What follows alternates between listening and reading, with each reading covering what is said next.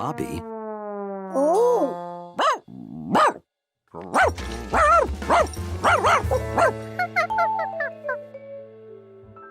George decided it would probably be better to eat his apples someplace else. Hundley had never been through this door before.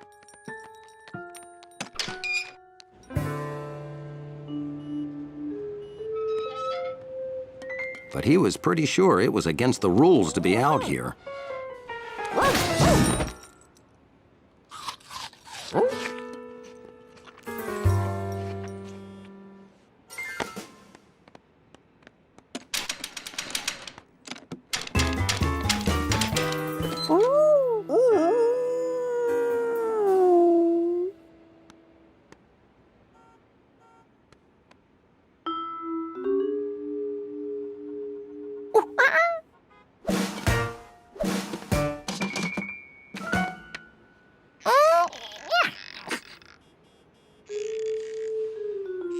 Hundley didn't think George would ever get in that way. So he'd find a better way.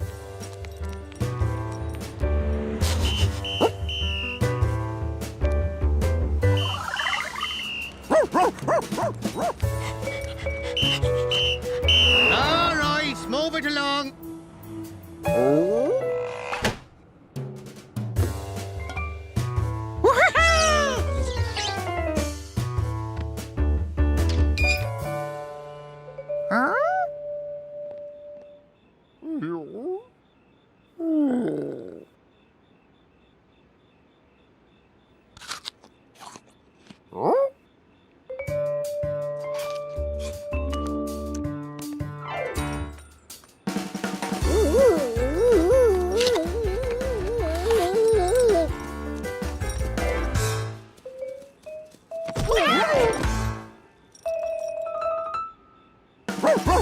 They'd found each other at last.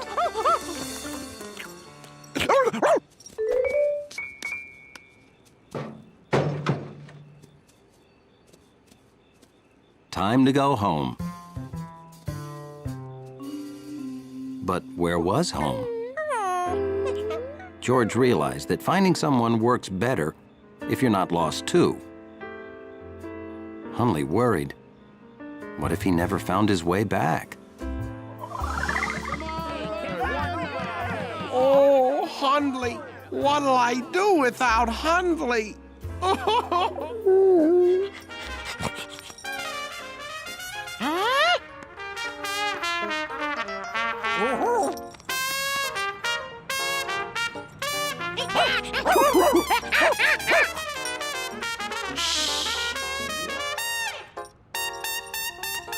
And so, by working together as a team, George remembering what they had heard,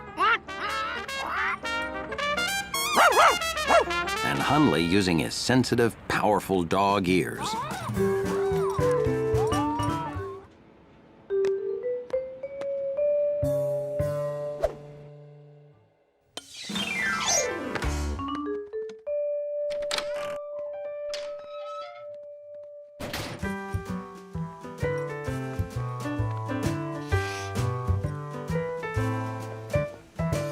they were home thanks to teamwork. Hundley couldn't remember why he ever thought George was trouble. Rug's all clean, sir. You should see the dirt I picked up. This barrel probably has the filthiest water in the world in it. George really wanted to see the filthiest water in the world.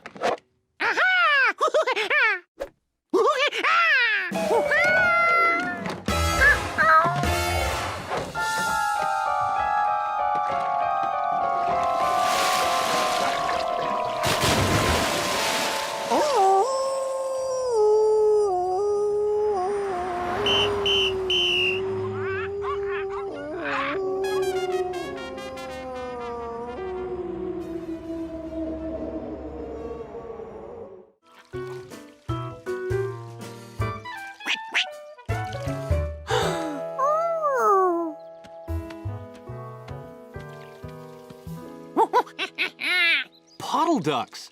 See, George, I told you it was great weather for ducks.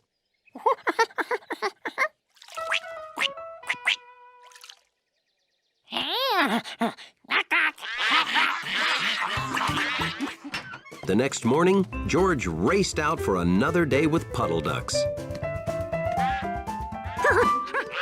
George? Wow, that puddle sure shrunk. Well, puddles soak into the ground. They don't last forever.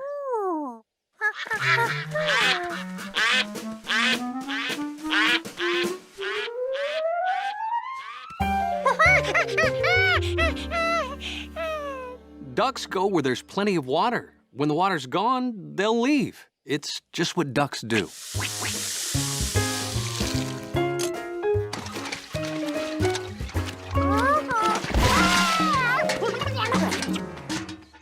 He needed something that held water but was smaller than a pail.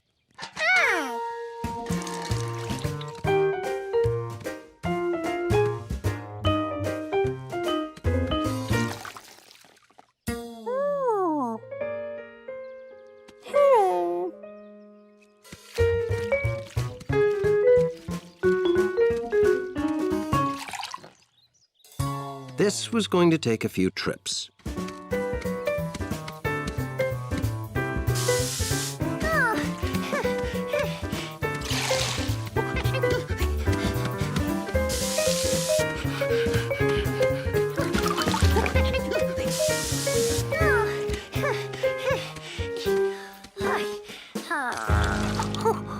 George knew he couldn't fill the pool in time. It was over. George, I saw you running up and down. What are you doing, trying to fill a pool one cup at a time? Huh, city kids. There are proper ways to carry water. I'll show ya.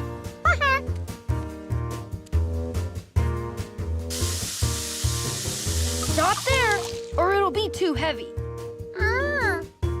Well, I carry one up. You fill the other one halfway. This is called a bucket brigade.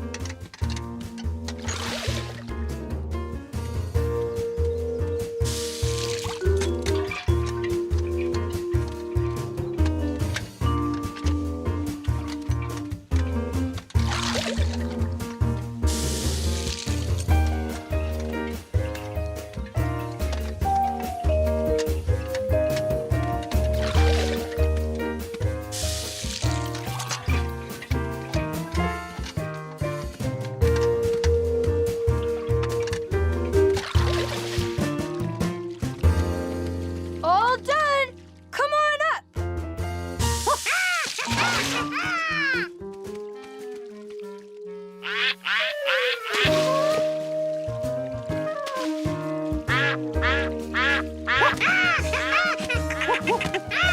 George's idea worked. A happy ending for ducks and duck lovers. This is way too close to the edge. I'll pull it back.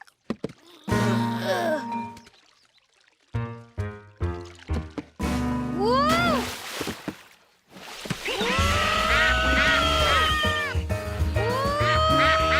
At that moment, Jumpy remembered why he always stayed in trees. George, is that yo, my hat?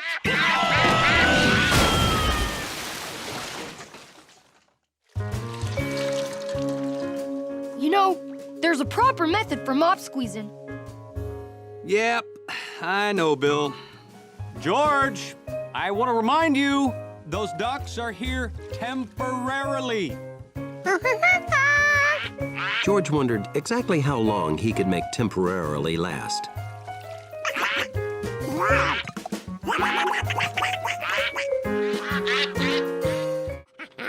Hi, guys. Wow, you're in the wrong place. That belongs in an art museum. We're here to buy cool magnets to stick George's picture to the refrigerator. Say, while you're here, do you want to see our new magnetorium? Yeah. Oh, were you talking to George? George was in a hurry to get home and hang up his drawing. but he was curious. Welcome to the Magnetorium.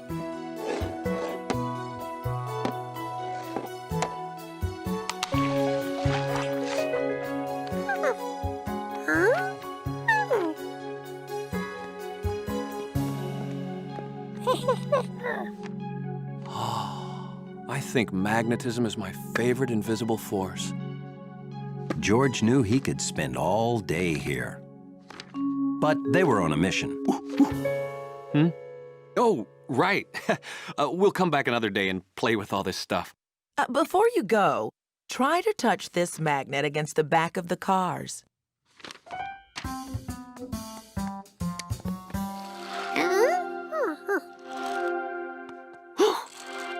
Now try to touch it to the front.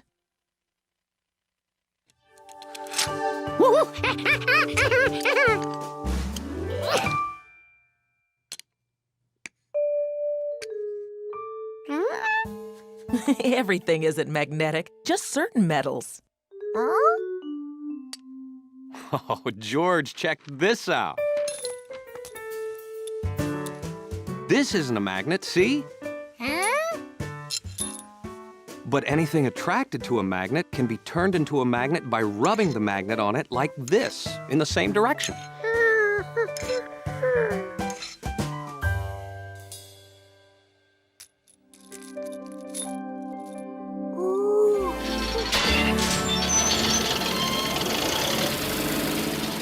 Why don't you watch the big magnet while I talk to the owner? Excuse me? George sure loves magnets. Could he watch? Well, sure. Now, don't go anywhere.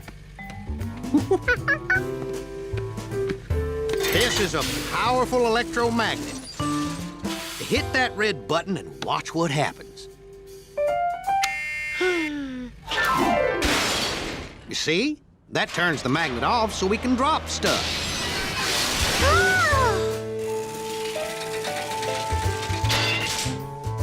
Hit the green one.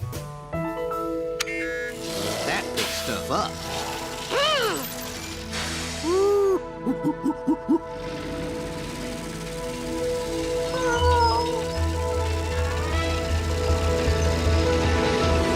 Hit the red button and drop her in the crusher. George couldn't let his best drawing ever go into the crusher. No, not the lever, the button!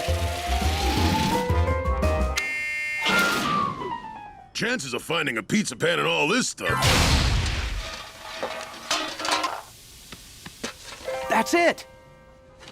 And that's the exact handle I need. How much do you want for it? Whew. I gotta give that crane man a raise.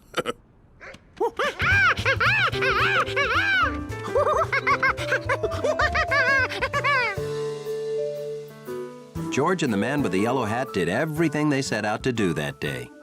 Good night, George?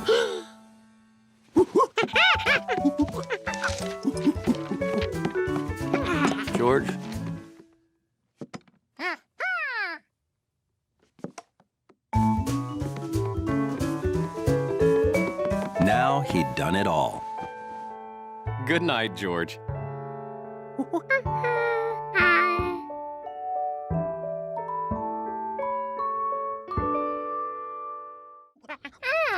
Oh, careful. I'll lose control. Flying a kite's all about control. Sorry, I can't turn over control to an inexperienced city kid. This isn't as easy as I make it look. I studied the Beaufort wind scale for 3 years.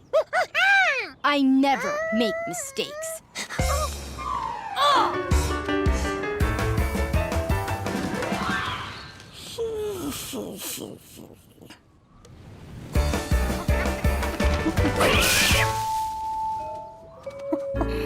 Rats! That's never coming down.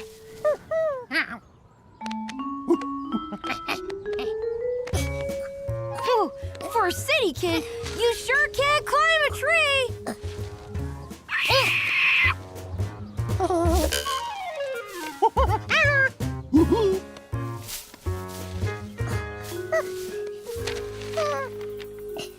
Not a scratch. Thanks, George. As a reward, I'll let you fly her. Bill! Billy! Coming! I promised I'd help Mom gut a pumpkin. I won't be long. You watch the kite till I get back.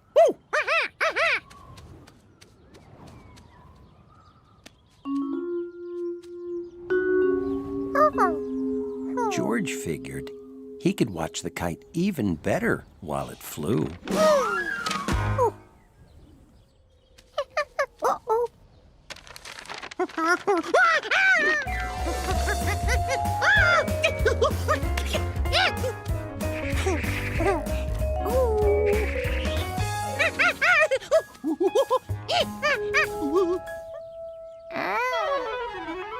George was really flying that kite now.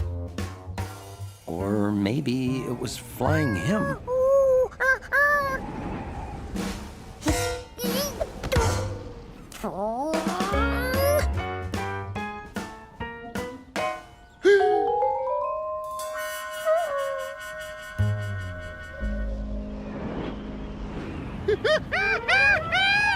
You get it okay? Left without saying goodbye. City folk.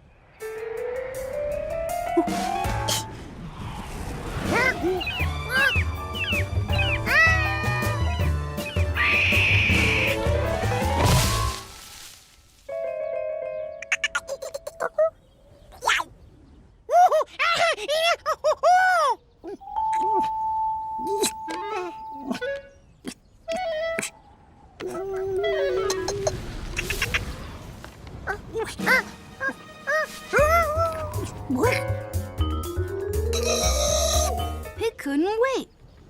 Boy, for a city kid who never flew a kite before, got her up higher than I ever did. Whoa!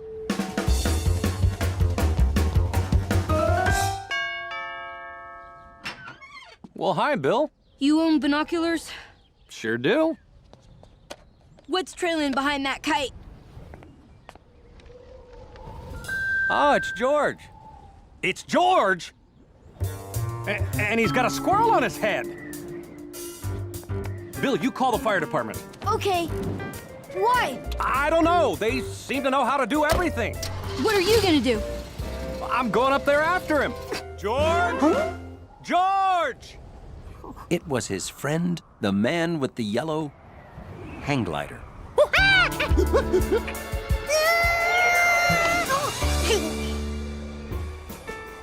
All right, guys, hang on tight. We're going home. George would never forget the day he was almost a bird. And he added almost being a bird to the list of things squirrels don't like. You're a natural kite flyer, kid. Good work. Lunch is ready. Here's some lunch for you too, Jumpy. It's time to bring her in, George!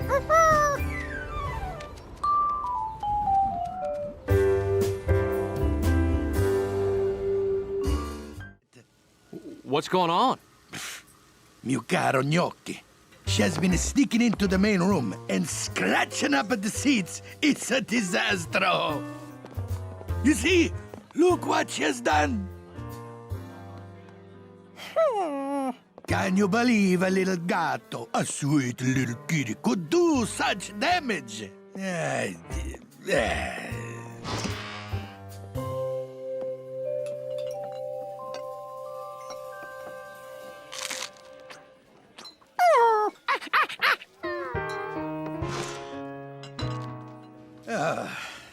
I must ban Gnocchi from the restaurant.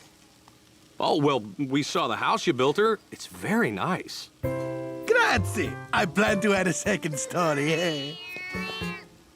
Oh, that is Gnocchi. She wants to come in. Oh, I feel terrible. She only wants to come in because you say she cannot. Oh, typical cat. This kitchen is in torment.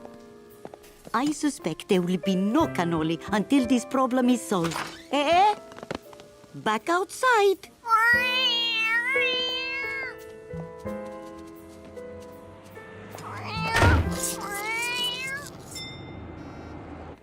At the museum, George was too distracted to concentrate.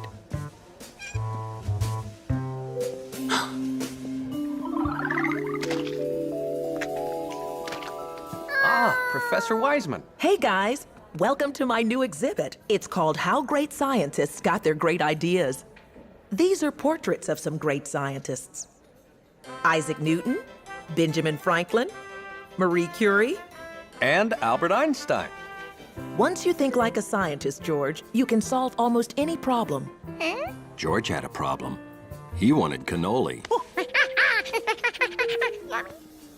You know, scientists think about problems and get ideas to solve them. They observe, then collect information. And if that information doesn't help solve their problem, they observe more and get a different idea. Oh dear, excuse me. Young man, get down from there. George wondered what great scientists would do if they were monkeys who had no cannoli because Gnocchi had scratched the booths. I say, do we know for certain that she did it like the chef believes? You must think about what you observed. George did see Gnocchi scratch the door, but could she have scratched the booth too? What you observed does not support the chef's idea about Gnocchi making the scratches. If George could prove Gnocchi was innocent, Chef Pischetti would be happy, and George would have cannoli. Oh, I love cannoli. George had to observe more.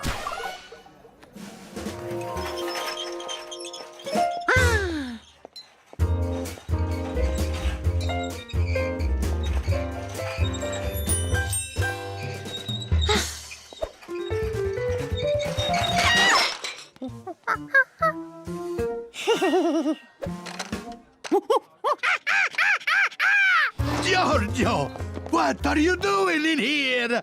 They know him. He's not a monkey. That guy was so wrong.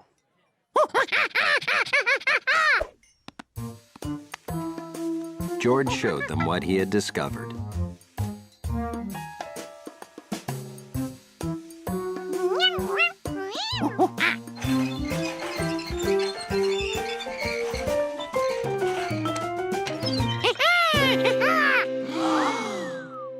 Oh, Giorgio, oh, I love this kid.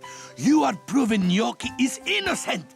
I'm so happy. I'm gonna make 2 trays of cannoli. Exactly. Cannoli for everyone. On the house.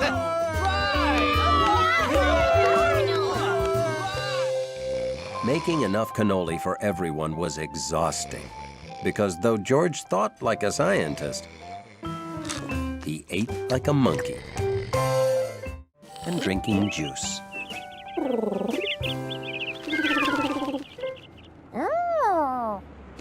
George had seen a lot of birds, but none wearing one of those. Bird had seen a lot of animals, but none doing that. He wasn't going anywhere till he figured out what kind of animal George was.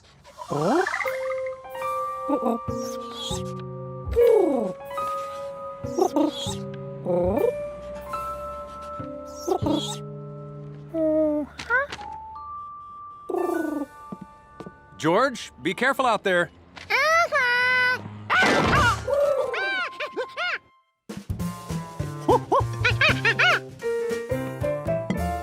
Hold on. Just because he came back here doesn't make this his home. Homing pigeons have special homes. Ah, that's the pizza. Wash up. George, he needs to go home. This just isn't a good home for pigeons. If that's how it had to be, then George would turn their home into a good home for pigeons.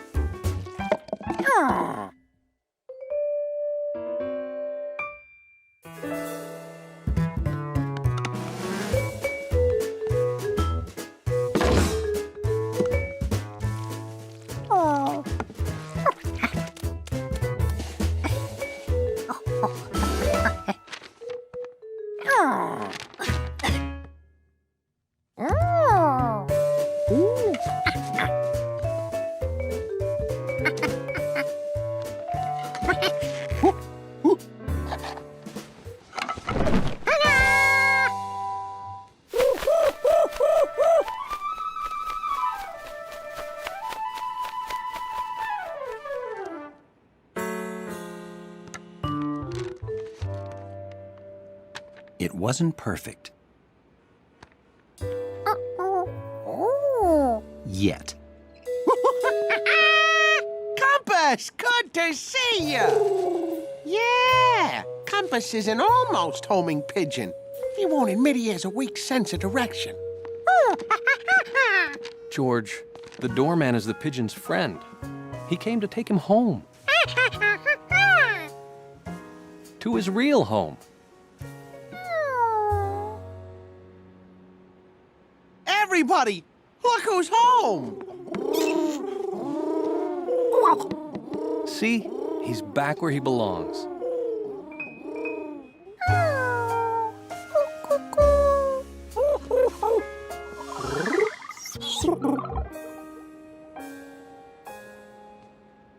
I bought it for birds to sit in, so you can draw them.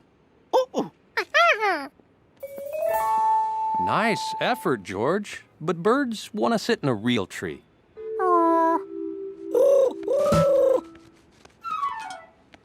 Compass! Look, a real tree for you. Make yourself at home.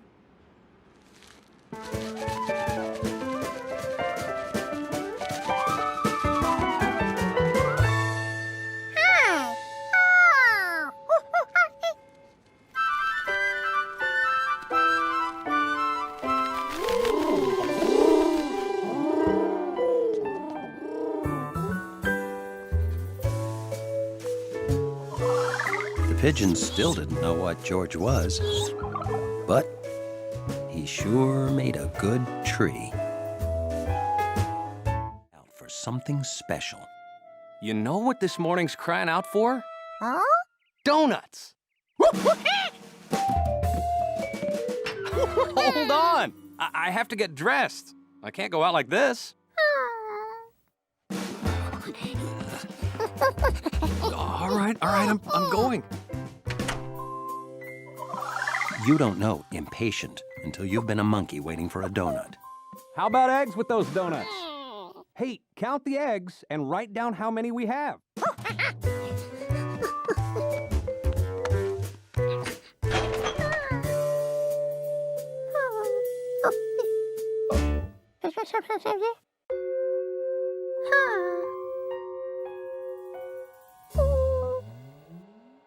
Ready. So how many eggs do we have?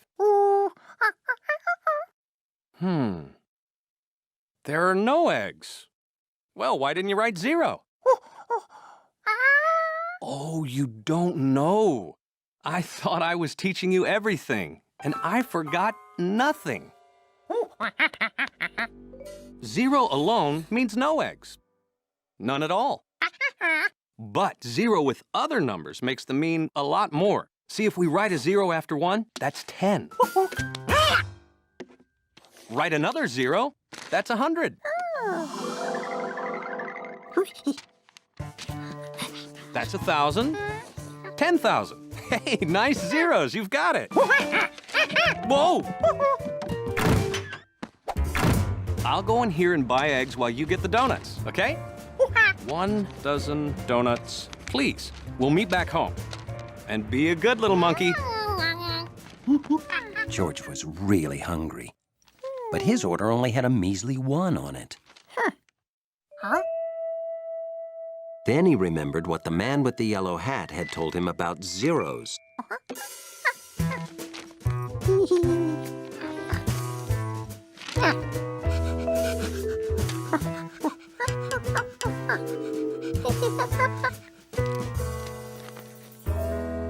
George, Chalky, good to see ya. Oh, is that an order for your friend with the yellow hat? 100 dozen?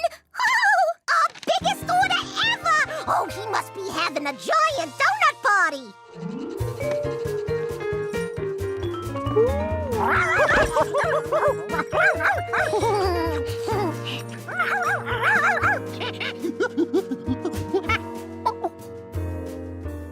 George realized what his zeros had done.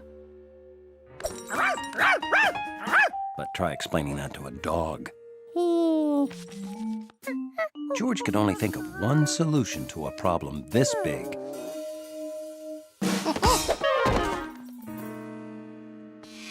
George realized he couldn't go home because then those donut people would know where he lived. Woo! We're right behind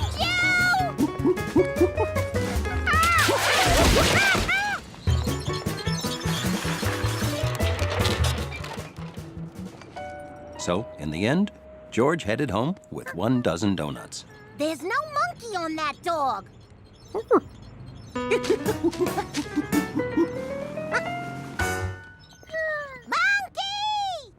We lost him.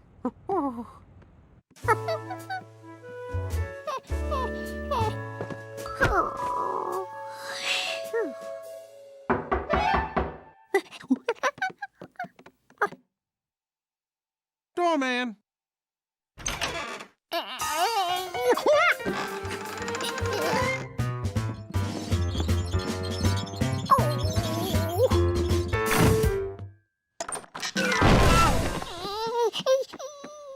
Oh, what are we gonna do with them all? So, in the end, George got 12 donuts, like he was supposed to. And the hard-working firefighters thought everything was perfect. How many left, George?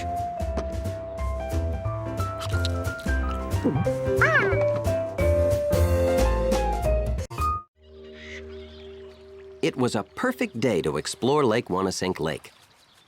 Bill called it picture perfect. You know, George, nature photography requires skill, patience, and timing.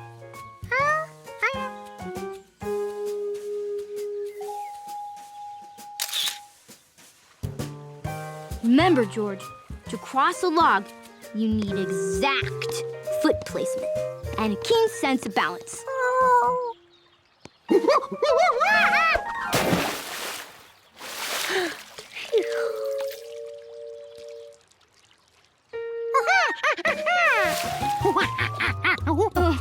Those are tadpoles, George. A common form of pond life. I guess a city kid like you never sees any real wildlife, huh? Hey, why don't we take some back home and observe their growth? While collecting tadpoles, both proper net control and collecting jar placement are crucial.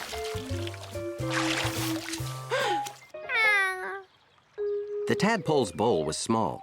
George thought they deserved to stretch their, well, whatever a tadpole stretches, and decided to let them enjoy a quick swim in the lagoon while he went to get their lunch.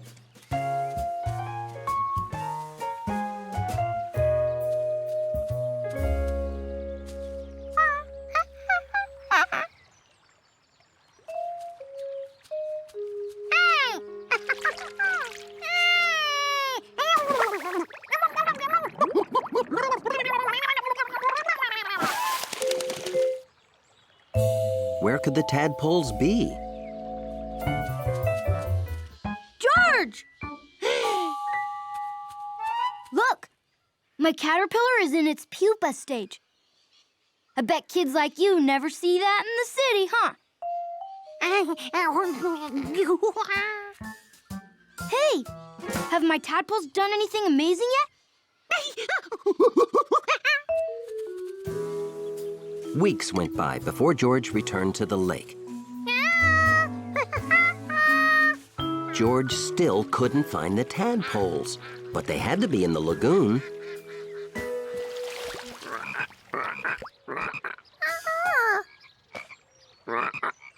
These loud frogs probably scared the tadpoles away. It was time for George to tell Bill he'd lost the tadpoles. Hey, George.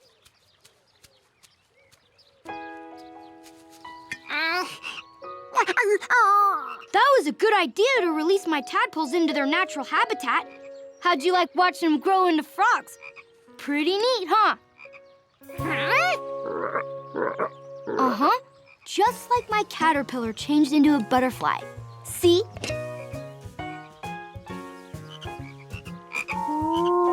The tadpoles were right here all the time. They had just been, well, growing up. Smile, George! Before long, George thought the frogs were even more fun than the tadpoles.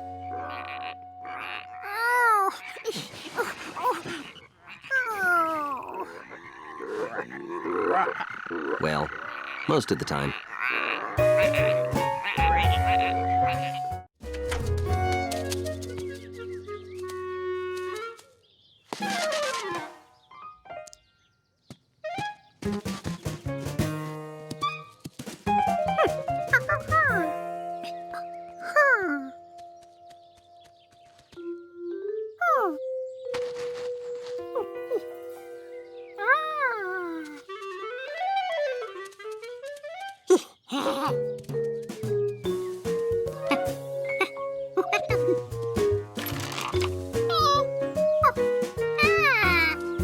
Hey, George! I'm helping Jumpy out with extra nuts.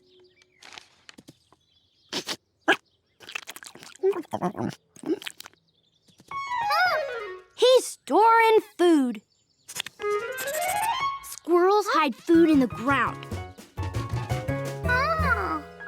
Then when they need it, they dig it up and have plenty to eat. George never knew the ground was such a good place to store food. George and the man with the yellow hat needed a good place to store food.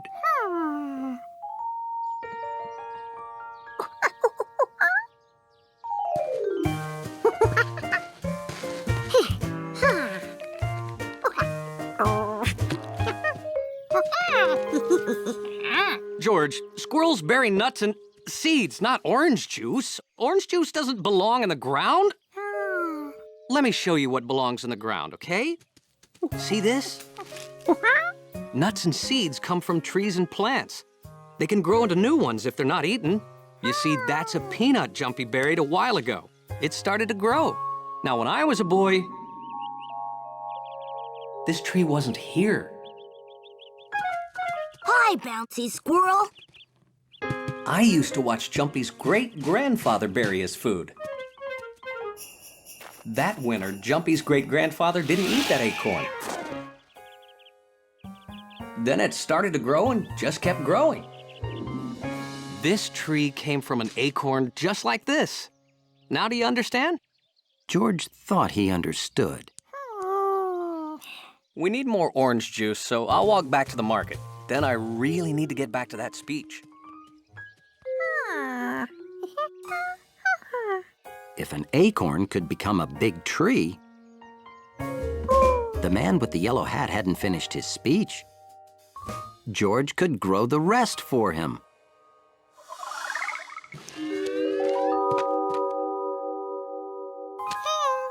Blah, blah, blah, bleedy, bleed, blue, blah, blah. Thank you. This would be the best speech ever.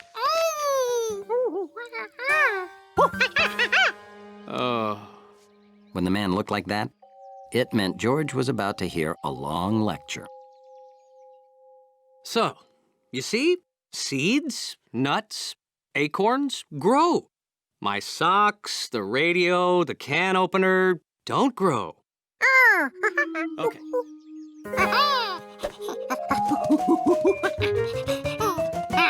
George didn't have the talents of a squirrel, but he did have the talents of a monkey, which meant he could see really well.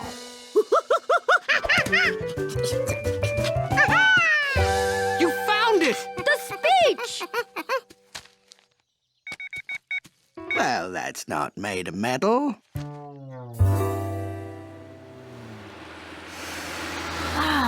So this is the air that inspired that wonderful speech.